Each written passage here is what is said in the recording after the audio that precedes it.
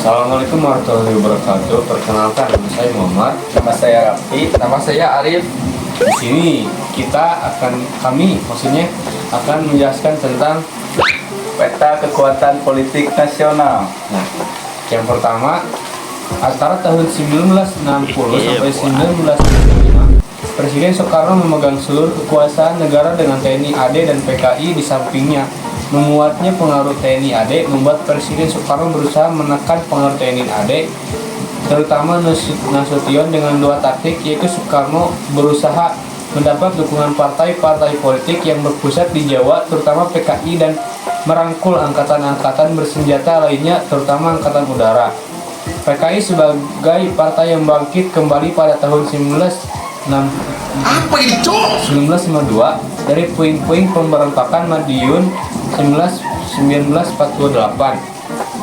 PKI kemudian muncul menjadi kekuatan baik pada pemilihan umum 1955 dengan menerima penetapan Presiden nomor 1 1959. Partai ini mendapat tempat dalam konstelasi politik baru.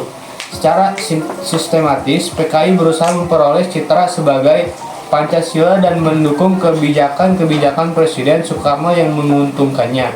PKI mampu memanfaatkan ajaran Nasakom yang diciptakan Soekarno sebaik-baiknya.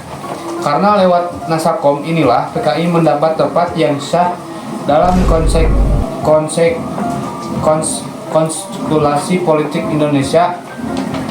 Ketika Presiden Soekarno gagal membentuk Kabinet Gotong Royong atau Nasakom pada tahun 1960 karena mendapat tentangan dari kalangan Islam dan TNI AD, PKI mendapat kompensasi tersendiri dengan memperoleh kedudukan di dalam MPRS, DPR GR, DPA, dan pengurus besar Front Nasional serta dalam musyawarah pembantu pimpinan.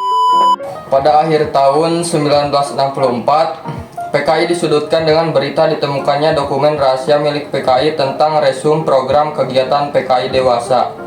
Namun pimpinan PKI Aidit menyangkal dengan berbagai cara dan menyebutkannya sebagai dokumen palsu. Konflik dengan DPR.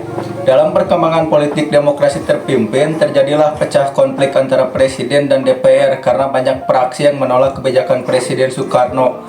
Puncak konflik terjadi ketika DPR menolak RAPBN 1960 yang diajukan pemerintah.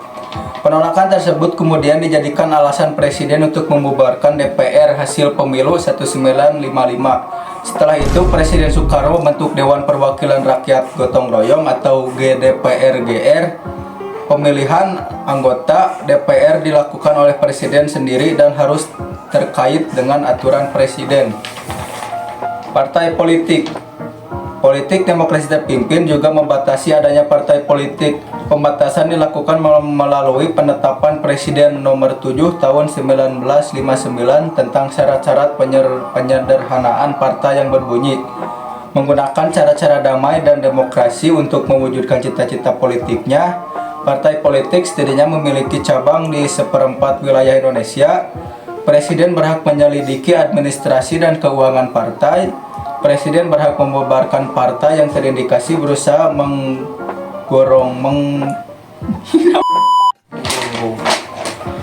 Presiden berhak membubarkan partai yang terindikasi berusaha merongrong politik pemerintah dan mendukung pemberontakan. Mungkin cukup sekian yang dapat disampaikan. Assalamualaikum warahmatullahi wabarakatuh.